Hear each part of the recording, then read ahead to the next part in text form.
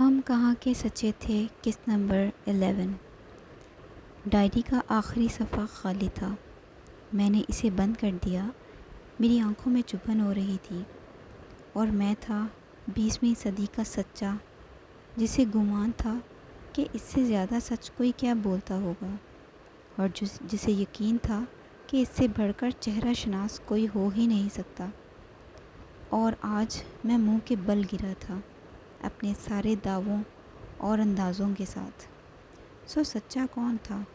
Michel اکبر، معصوم خوبصورت، جسے دیکھتے ہی اس کی بات پر یقین کر لینے کو جی چاہتا تھا۔ اور میں اور بہت سے لوگ یہی کرتے تھے، یا پھر مہرین منصور، جس کے سامنے اب میں کیسے جاؤں گا میں نہیں جانتا تھا۔ اور میں تھا جو پچھلے کئی سالوں سے جھوٹ کو وہی مان کر جی رہا تھا، اور آئندہ کس پر اعتبار کر پاؤں گا یہ بھی نہیں جانتا۔ میں اٹھ کر کھڑا ہو گیا۔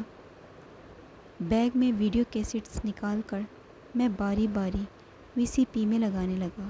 کوئی شعبہ میرے ذہن میں باقی نہیں رہا تھا۔ پھر بھی اپنے اندر کے چہرہ شناس اور حق پرست کو کچھ اور آئینہ دکھانا تھا۔ مختلف فنکشنز کی ویڈیوز تھیں۔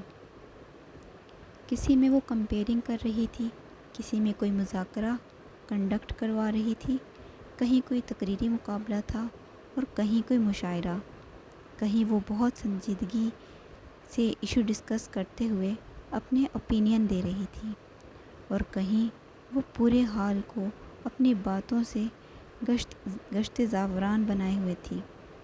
وہ مہرین منصور، جسے پچھلے 3 سال سے میں نے اپنے گھر کے ملازم کی اہمیت بھی نہیں دی تھی، وہ بہت سوں کے لیے بہت اہم تھی، اور وہ جو بات کرتے ہوئے بار بار مختلف ریفرنسز دے رہی تھی، اب میرے گھر میں تھی، اور اسے سامنے رکھی ہوئی چیزیں بھی ڈھونڈنا پڑتی تھی۔ وہ مہرین منصور جو ہر جگہ بنا رکے، بنا اٹکے بلا کی روانی سے بات کرتی تھی، بار بار اٹک جاتی تھی، بار بار اسے لفظ ڈھونڈنے پڑتے تھے۔ میں کہتا تھا وہ خامیوں کا مرقع ہے، میں کہتا تھا اسے بولنا نہیں آتا، میں کہتا تھا یہ اس طرح دنیا کا مقابلہ کیسے کرے گی، پر وہ جب سٹیج پر چلتی ہوئی روسٹرم پر آتی تھی تو حال میں سکوت چھا جاتا تھا، لیکن میں اسے کہتا تھا تم بات نہ کرو، تم جھوٹی ہو، تم مکار ہو، تم اس قابل نہیں ہو کہ بات کر سکو۔ میں ٹی وی بند کر دیا۔ کمرے میں ہر جانب فائلیں بکھری ہوئی تھیں، اخبارات میں چھپنے والے اس کے مختلف آرٹیکلز کی مختلف سرٹیفکیٹس، مختلف اخبارات میں چھپنے والی اس کی تصویریں، مختلف لوگوں کی طرف سے آنے والے خطوط، کارڈز کا ایک ڈھیر۔ ہر فائل کو دیکھنے پر میں ایک نئے عذاب سے دوچار ہوتا جا رہا تھا، اور اگر میں اس کی بات سن لیتا تو میں اب سچ جاننے کے لیے لاہور آیا تھا، اور لاہور آنے کے بعد میں ننیال گیا تھا۔ میں ایک نظر مہرین کے کمرے کو دیکھ لینا چاہتا تھا، وہاں رکھی ہوئی چیزوں کو دیکھنا چاہتا تھا۔ میں جاننا چاہتا تھا کہ مہرین منصور کون ہے۔ میں نے نانی سے مہرین کے کمرے کی چابی مانگی تھی۔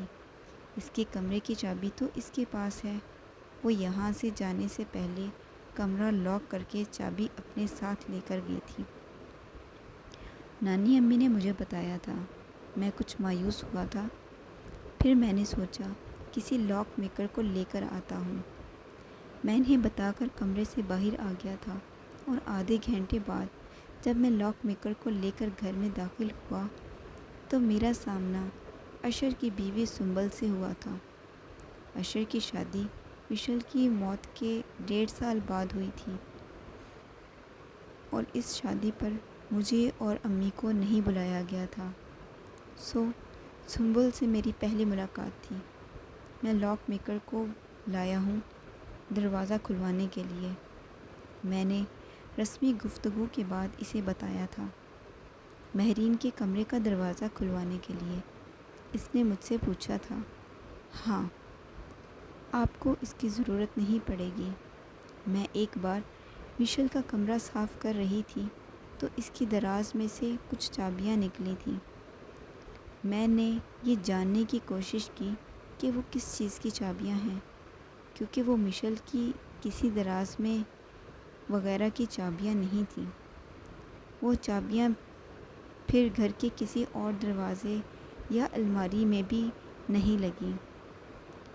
پھر اتفاقاً مجھے خیال آیا تو میں نے انہیں مہرین کے کمرے پر ٹرائی کیا تو وہ اسی کے کمرے اور الماری اور درازوں کی چابیاں تھیں۔ میں سنبل کی بات پر حیران رہ گیا تھا۔ شاید ممانی ہوتی تو یہ بات اسے کبھی بتانے نہ دیتی، مگر وہ اس دن گھر میں نہیں تھی۔ پھر میں اوپر مہرین کے کمرے میں آ گیا تھا۔ کمرے کا دروازہ کھولتے ہی میں رک گیا تھا۔ کمرے میں بے حد حبس تھا۔ ہر چیز پر گرد کی ایک موٹی تہہ جمی ہوئی تھی۔ کمرے میں جا بجا جالے لگے ہوئے تھے۔ میں دروازہ کھلا چھوڑ کر اندر چلا گیا۔ مجھے یاد تھا شادی کی اگلی صبح میں اسے لے کر کراچی چلا گیا تھا اور پھر میں نے اسے دوبارہ واپس آنے نہیں دیا تھا۔ اس کی سب چیزیں وہیں تھیں۔ میں نے وہ چابیاں مختلف درازوں اور الماریوں میں لگانا شروع کی تھیں اور وہاں کوئی ایسا دراز نہیں تھا جس کی چابی اس کی رنگ میں نہیں تھی۔ یعنی مشل جب چاہتی وہاں آ سکتی تھی، اس کی جو چیز دیکھنا چاہتی تھی دیکھ سکتی تھی، اور مہرین وہ یہ بات کبھی بھی نہیں جانتی ہوگی۔ میرا دل ڈوبنے لگا تھا۔ میں دعائیں کرتا آیا تھا کہ جسے میں حقیقت سمجھتا رہا تھا وہی حقیقت رہے، مگر اس بار میری دعا قبول نہیں ہوئی تھی۔ ان درازوں اور الماریوں سے نکلنے والی چیزیں میرا منہ چڑھا رہی تھیں۔ میں ان سب چیزوں کو بیگ میں بند کر کے گھر لے آیا تھا، اور اب ان پچھلے کئی سالوں کی ڈائریوں کو پڑھنے اور ان چیزوں کو دیکھنے کے بعد اب مجھے اس کا سامنا کرنا تھا، اس مہرین منصور کا جس کے سامنے میں بونا تھا۔ 5/6/1990 کل رات اس نے میرے چہرے پر تھوک دیا۔ ایسا استقبال آج تک کسی اور دلہن کا نہیں ہوا ہوگا۔ مشل نے ٹھیک کہا تھا، میں واقعی اپنی زندگی سے تنگ آ گئی ہوں۔ اسود علی نے میرے سر سے دوپٹہ اتار کر پھینک دیا تھا۔ میرا دل چاہا تھا میں پھوٹ پھوٹ کر روؤں، اور پھر مشل کا وہ خط، اور پتہ نہیں کیوں، لیکن اب میرا بھی جی چاہتا ہے کہ میں مشل کی باتوں پر اعتبار کر لوں، اس کے حرفوں کا یقین کروں۔ یہ جو ساری دنیا اس کی ہم نوا ہے تو ضرور اس کی باتوں میں کچھ تو سچائی ہوگی، ورنہ دنیا اس طرح اس کا ساتھ کیوں دے؟ اور اسود علی نے مجھے پھر اس لاش کے پاس پہنچا دیا ہے، اور کل میں نے سرنڈر کر دیا ہے۔ میں اپنی زندگی بدل نہیں سکتی، چاہے میں کچھ بھی کر لوں۔ وہ کیچڑ سے بھری ہوئی لاش میرا باپ ہی رہے گا، اور میں نشہ کرنے والے کی بیٹی ہی کہلاؤں گی۔ 17 سال پہلے شروع کی جانے والی جدوجہد میں ختم کرتی ہوں۔ میں کبھی بھی زندگی کا یہ جوا نہیں جیت سکتی۔ میں دنیا کے لیے عیسیٰ بن جاؤں تب بھی وہ مجھے صلیب پر ضرور چڑھائے گی۔ میں جان گئی ہوں میں اس لاش سے اپنا دامن نہیں چھڑا سکتی۔ 17 سال پہلے اسود نے میرا ہاتھ پکڑ کر مجھے ویڈیو گیم کھیلنا سکھایا تھا، اور میں نے سوچا تھا کہ میں سب کچھ سیکھ سکتی ہوں۔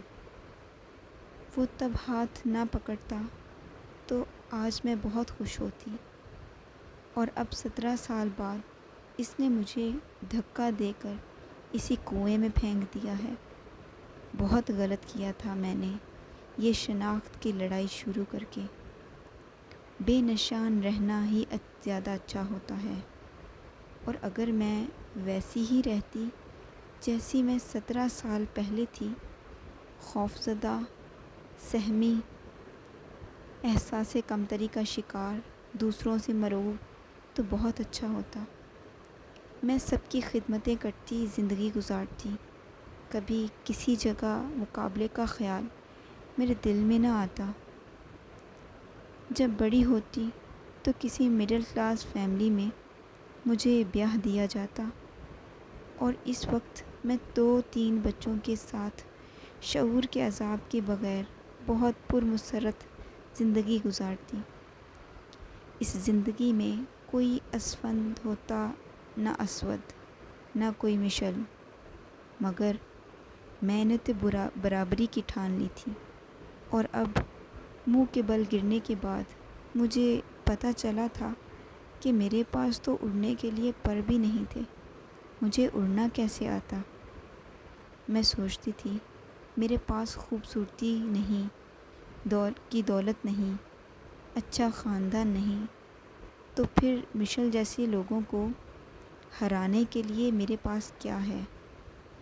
اور تب اچانک پتہ چلا تھا کہ ذہن ہے، اور تب میں نے سوچا تھا میں دنیا کو اس ذہن سے فتح کر لوں گی، اور میں کرتی رہی، مگر کب تک؟ یہ ہر جگہ کام نہیں آتا، اب اس کا جادو ختم ہو گیا ہے، اور اب میرے پاس ایسا کچھ نہیں جس سے میں لوگوں کے دل جیت لوں۔ اب میرا سچ لوگوں کو جھوٹ لگنے لگا ہے، اور اب مجھے زوال کا سامنا ہے، اور میں ڈوب جاؤں گی۔ میرا دل چاہا تھا میں اسود سے کہوں، تمہاری یہ پابندیاں مجھے کوئی تکلیف نہیں دیتی، تکلیف تو صرف تمہاری زبان سے پہنچائے گی۔ میں بہت گر گئی ہوں، بہت زیادہ۔ وہ ٹھیک کہتا ہے، ایک وقت ایسا آئے گا جب لوگ مجھ پر تھوکیں گے، اور شاید میں خود بھی مہرین منصور پر تھوک دوں۔ 2/1/1992 آج امی کے مرنے کی اطلاع ملی ہے، اور حسب توقع اسود علی نے مجھے جانے نہیں دیا۔ شاید وہ جانے دیتا تب بھی میں نہ جاتی۔ وہاں جا کر کرنا بھی کیا تھا مجھے؟ 8 سال کی عمر میں جب وہ مجھے چھوڑ کر دوسری شادی کر کے چلی گئی تھی، تو بہت دنوں تک میں انہیں ڈھونڈتی رہی تھی۔ نانی سے پوچھنے سے میں ڈرتی تھی، مجھے ڈر تھا وہ یہ پوچھنے پر کہیں ناراض نہ ہو جائیں۔ وہ ان کی بیٹی تھی، اور میری تو صرف ماں تھی۔ اور پھر کئی دن بعد میں نے انہیں ایک آدمی کے ساتھ میرے ہم عمر ایک بچے کی انگلی تھامے دیکھا تھا، اور میں سمجھ گئی تھی میری جگہ کسی اور نے لے لی ہے۔ پھر ان کے اصرار کے باوجود میں ان کے پاس نہیں گئی تھی، میں باہر جا کر کھیلنے لگی تھی۔ پھر وہ کچھ ہفتوں بعد اپنے شوہر کے ساتھ باہر چلی گئی تھی، پر ان کی طرف سے میرے لیے ہر ماہ کچھ رقم اور چیزیں ضرور آتی تھیں۔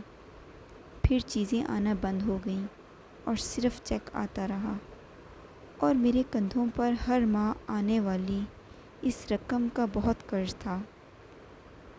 اس قرض نے مجھے اسفند کو ٹھکرا کر اسود کے لیے ہاں کرنے پر مجبور کیا تھا، کیونکہ یہ امی کی خواہش تھی، اور میں نمک حرام نہیں تھی۔ محبت وہ مجھ سے کرتی تھی، مگر ان کے گھر میں میرے لیے کبھی جگہ نہیں بن سکی تھی۔ پر مجھے اس کی شکایت نہیں تھی، میں ان کی مجبوری جانتی تھی۔ میرے ارد گرد تو ہر فرد ہی مجبور تھا، اور پھر مشل کے مرنے پر انہوں نے بھی میری طرفداری نہیں کی تھی، وہ بھی سب کے ساتھ مل کر مجھ سے یہی پوچھتی رہی تھیں کہ میں نے مشل سے کیا کہا تھا۔ مجھے تب بھی ان سے کوئی شکوہ نہیں ہوا تھا، ان کے بھائی کے بہت احسان تھے ان پر، وہ احسان فراموش کیسے کرتی ہوں۔ پھر اسود سے میری شادی کے بعد انہوں نے بہت بار خط لکھے، فون کیے، مگر میں ان کا ہر خط واپس بھجواتی رہی، ان کی آواز سن کر فون بند کرتی رہی۔ میں دھوکہ نہیں دے سکتی تھی اسود کو۔ افی خالہ اس بات پر ناراض ہو جاتی تھی، مگر میں انہیں کیسے بتاتی کہ میرے کردار پر اتنے داغ پڑ چکے ہیں کہ اب اور کسی داغ کی جگہ ہی نہیں ہے، اور اب جب وہ ہمیشہ کے لیے چلی گئی ہیں تو مجھے ان سے صرف ایک شکوہ ہے، انہوں نے مجھے پیدا کیوں کیا؟ آخر میری زندگی کا مقصد کیا تھا؟ افی خالہ نے جانے سے پہلے مجھے کہا تھا، مہرو تم میرے بیٹے کو بد دعا نہ دینا، اللہ کے واسطے اسے کوئی بد دعا نہ دینا۔ اور میں نے ان سے کہا تھا، افی خالہ میری تو کسی کو دعا نہیں لگتی، بد دعا کیا لگے گی؟ اور یہ سچ تھا، میں تو گناہ گار ہوں بہت سے لوگوں کی، مشل کی، لینا گردیزی کی، سارا کی، اسفند کی، اسود کی، ہر ایک کی۔ ضرور میں نے ہی کچھ غلط کیا ہوگا جو مجھے یہ سب بھگتنا پڑ رہا ہے۔ افی خالہ جاتی تھی، میں روؤں، بہت روؤں، پر میں آنسو کہاں سے لاتی؟ رونا بھی تو ہر ایک کے مقدر میں نہیں ہوتا۔ پھر میرے پاس آنسو کہاں رہے ہیں، اور فرق بھی کیا پڑے گا؟ پہلے بھی ہم لوگوں کے درمیان رابطہ کم تھا، 1.5 سال سے وہ مکمل ختم ہو چکا ہے، اور آئندہ آنے والے سالوں میں بھی اسود ایسا کوئی رابطہ ہونے نہیں دیتا۔ یہ رشتہ تو میں 1.5 سال پہلے ہی قبر میں دفن کر چکی ہوں، اب اس پر کیا آنسو بہاؤں؟ 14/12/1992۔ افی خالہ نے آج مجھے کہا تھا، تم بہت صبر والی ہو مہرین، دیکھنا تمہیں اس کا کتنا اجر ملے گا۔ یہ صبر میری مجبوری ہے، مرضی نہیں، اور ایسے صبر کا کوئی اجر نہیں ہوتا افی خالہ۔ میں نے ان سے کہا تھا، پتہ نہیں کیوں وہ مجھے دیکھ کر رونے لگی تھی۔ وہ اپنے آپ کو میرا مجرم سمجھتی ہیں، حالانکہ مجرم تو میں ہوں ان کی۔ مجھے مشل کہتی رہتی تھی، پھپھو مہرین اسود کو بہت پیار کرتی ہے، بہت پسند کرتی ہے، آپ خدا کے لیے مہرین کی شادی اسود سے کروا دیں، وہ دونوں بہت خوش رہیں گے۔ پھر مجھے کیا پتہ تھا کہ تمہیں اس طرح زندگی گزارنی پڑے گی۔ میں کسی اجنبی کے بغیر ان کی باتیں سنتی رہی تھی۔ مشل کا بھی کیا قصور تھا؟ اس نے بھی کچھ سوچ کر ہی کہا ہوگا، اسے میری اتنی پرواہ رہتی تھی، اور میں پتہ نہیں کیا ہوں کہ اسے مرنے پر مجبور کر دیا۔ پتہ نہیں مشل مجھے کبھی معاف کرے گی یا نہیں۔ میرا دل چاہتا ہے وہ ایک بار زندہ ہو جائے تو میں ہاتھ جوڑ کر اس سے معافی مانگوں۔ وہ اتنی خوبصورت، اتنی معصوم تھی، اور میں پتہ نہیں میں نے ایسا کیوں کیا۔ 1/4/1993۔ آج افی خالہ بھی مر گئیں، پھر کسی دن میں بھی مر جاؤں گی، پھر اسود بھی۔ یہ پورا گھر خالی ہو جائے گا، اور اسود سوچتا ہوگا کہ اسے میری بد دعا لگی ہے، جو وہ اپنی ماں کا چہرہ آخری بار نہیں دیکھ سکے گا۔ مگر ایسا تو نہیں تھا، میں بد دعا نہیں دے سکتی، بد دعا دینے سے کیا ہوگا؟ گزرا ہوا وقت واپس آ جائے گا، امی واپس آ جائیں گی، سب کچھ ٹھیک ہو جائے گا؟ نہیں، ایسا کچھ بھی نہیں ہوگا۔ تو پھر بد دعا دینے کا فائدہ؟ پھر افی خالہ سے تو میں بہت پیار کرتی تھی، ان کے ہونے سے مجھے تنہائی کا احساس نہیں ہوتا تھا، پر آج کے بعد مجھے تنہائی کا عذاب بھی جھیلنا پڑے گا۔ مجھے اور افی خالہ دونوں کو پتہ تھا کہ اب وہ زیادہ دیر زندہ نہیں رہیں گی۔ ان کی آنکھوں میں زندگی کی چمک بہت دنوں سے ختم ہو گئی تھی۔ انہوں نے مجھ سے بھی بات کرنا چھوڑ دیا تھا، بات کرتی بھی تو ہر وقت معافی مانگتی رہتی۔ انہیں لگتا تھا یہ سب ان کی وجہ سے ہوا ہے، نہ وہ مجھے شادی پر مجبور کرتی، نہ میرے ساتھ یہ ہوتا، مگر میں انہیں کہتی رہتی کہ یہ ان کی وجہ سے نہیں ہوا، میرے گناہوں کی وجہ سے ہوا تھا۔ اگر کوئی ذمہ دار تھا تو وہ میں تھی۔ پھر بھی وہ رونے لگتی تھی، اور جب رونا بند کرتی تو گھنٹوں چپ لیٹی رہتی۔ پتہ نہیں اسود کو کیوں پتہ نہیں چلا تھا کہ وہ آہستہ آہستہ مر رہی ہیں، اور جب وہ 2 ماہ کے لیے باہر جا رہا تھا تو میرا دل چاہا تھا میں اسے بتاؤں کہ اب شاید واپسی پر اسے افی خالہ کی صورت نظر نہیں آئے گی، مگر میں نے اسے نہیں بتایا۔ میں کون سی ولی تھی؟ پھر افی خالہ تو مجھے بہت پیار کرتی تھی۔ آج گھر لوگوں سے بھرا ہوا ہے۔ اس وقت کچھ جاگ رہے ہوں گے، کچھ سو رہے ہوں گے، اور ہاسپٹل میں رکھی ہوئی افی خالہ کو صبح دفن کر دیا جائے گا، اور پتہ نہیں اسود اس وقت امریکہ میں بیٹھا کیا سوچ رہا ہوگا، شاید رو رہا ہوگا، پر میں تو نہیں روئی تھی۔ پھر اسے رونے کی کیا ضرورت ہے؟ بھلا رونے سے کیا ہوتا ہے؟ پھر لوگوں کو تو مرنا ہی ہے، کیا ہم انہیں روک سکتے ہیں؟